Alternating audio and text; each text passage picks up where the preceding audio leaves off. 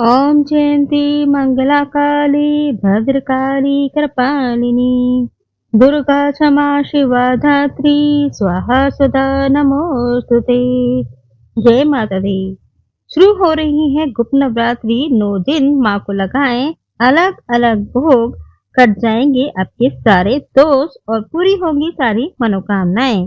गुप्त नवरात्रि का त्योहार 19 जनवरी से शुरू हो रहा है, जो कि 28 जनवरी तक चलेगा। हिंदू धर्म में नवरात्रि का पर्व बहुत ही महत्वपूर्ण माना जाता है। इस पर्व में माँ दुर्गा के 9 रूपों की पूजा की जाती है। इन 9 दिनों में माता रानी के भक्त उपवास रखते हैं और उनके अलग अलग स्वरूपों की उपासना करते हैं। इस दौरान जितनी पूजा का महत्व है, उतना ही भोग का भी महत्व है। माना जाता है कि अगर देवी देवताओं को उनकी पसंद के मुताबिक भोग लगाया जाए तो वे बेहद प्रसन्न होते हैं और जातक की सारी मनोकामनाएं जल्द ही पूरा कर देते हैं। बहुत कम लोगों को यह पता है कि साल में 2 नहीं बल्कि 4 बार नवरात्रि आती है। साल में माघ, चैत्र, आषाढ़ और अश्विन मास में 4 बार नवरात्रि आती है। इनमें चैत्र और अश्विन मास की नवरात्रि साधारण जन के लिए होती है, तो वही माघ और अश्विन मास की गुप्त नवरात्रि होती है। आपको बता दें कि नवरात्रि में जहां माँ दुर्गा के 9 स्वरूपों की पूजा की जाती है, तो वही गुप्त नवरात्रि में माँ आदिशक्ति की 10 महाविद्याओं की साधना की जाती है। इस नवरात्रि की पूजा गुप्त रूप से की जाती है। गुप्त नवरात्रि तंत्र साधना करने वालों के लिए बहुत महत्वपूर्ण होती है। आपको बता दें कि गुप्त नवरात्रि पर गुप्त सिद्धियां प्राप्त करने के लिए उत्तम माने गए हैं। गुप्त नवरात्रि में माँ की 10 महाविद्याओं की साधना करने से साधक की हर मनोकामना पूर्ण होती है और कार्य में सिद्धि की प्राप्ति होती है। इन 10 देवियों के नाम हैं माँ काली, तारा, त्रिपुर सुंदरी, भुवनेश्वरी, छिन्नमस्ता, त्रिपुर भैरवी, धूमावती, बगलामुखी, मातंगी और माँ कमला।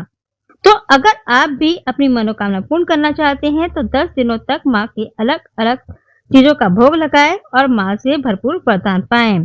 अगर आप पूरे विधि विधान से 10 महाविद्याओं की पूजा नहीं कर सकते हैं तो आप बहुत ही सरल तरीके से उन्हें खुश कर सकते हैं। आपको बता दें कि ज्योतिष शास्त्र के अनुसार इनकी पूजा के साथ 7 अलग अलग भोग भी लगाए जाते हैं। तो आइए जानते हैं गुप्त नवरात्रि के किस दिन कौन सी देवी को कौन सा भोग लगाना चाहिए। माता रानी के भोग। गुप्त नवरात्रि के पहले दिन माँ की 10 महाविद्याओं में माँ काली की पूजा करने का विधान है। इस दिन आदिशक्ति माँ काली को गाय का शुद्ध घी या फिर सफेद मिठाई का भोग लगाएं। इससे शारीरिक कष्ट से मुक्ति और काया निरोगी होती है। दूसरे दिन गुप्त नवरात्रि के दूसरे दिन माँ तारा देवी की पूजा की जाती है। माँ तारा देवी को शक्कर का भोग लगाएं और भोग लगाने के बाद इसे घर परिवार के लोगों को बांटे।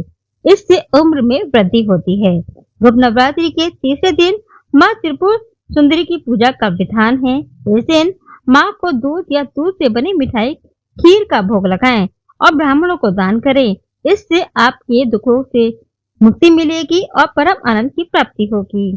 चौथे दिन गुप्त नवरात्रि के चौथे दिन माँ भुवनेश्वरी की पूजा अर्चना करने का विधान है और माँ भुवनेश्वरी को मालपुए का भोग लगाएं और ब्राह्मणों को दान दें, जिससे बुद्धि का विकास होगा और निर्णय लेने की क्षमता बढ़ेगी।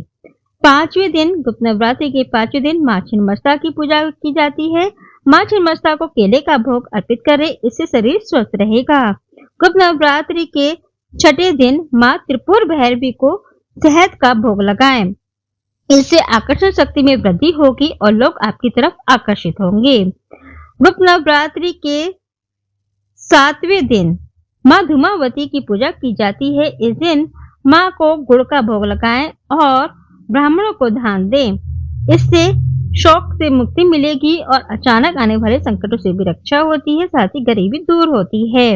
गुप्त नवरात्रि के 8वें दिन माँ बगलामुखी की पूजा का विधान है।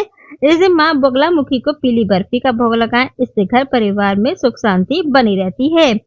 और गुप्त नवरात्रि के 9वें दिन माँ मातंगी की देवी की पूजा का विधान है। इस दिन माँ मातंगी को नारियल का भोग लगाएं और दान भी करें, इससे संतान संबंधी परेशानियों से मुक्ति मिलती है। और आखिरी दिन माँ कमला देवी की पूजा की जाती है। देवी कमला को पूरी चना हलवे का भोग लगाया जाता है और इसके बाद कन्या पूजन करें। इससे आपके सभी प्रकार के कष्ट दूर होंगे और मनोकामनाओं की पूर्ति होगी। यह सिर्फ तांत्रिक साधना के लिए नहीं बल्कि आम भक्तों के लिए भी बहुत महत्वपूर्ण होती है। आम भक्त 9 दिन तक माँ के 9 देवी के 9 रूपों की पूजा कर भोग लगा सकते हैं और अपनी सारी मनोकामनाएं पूरी कर सकते हैं। प्रतिपदा माँ शैलपुत्री को गाय के घी से बनी सफेद चीजों का भोग लगाएं। दूसरे दिन माँ ब्रह्मचारिणी को मिश्री, चीनी और पंचामृत का भोग लगाएं। तीसरे दिन माँ चंद्रघंटा को दूध और दूध से बनी चीजों का भोग लगाएं। चौथे दिन माँ कुष्मांडा को मालपुए का भोग लगाएं।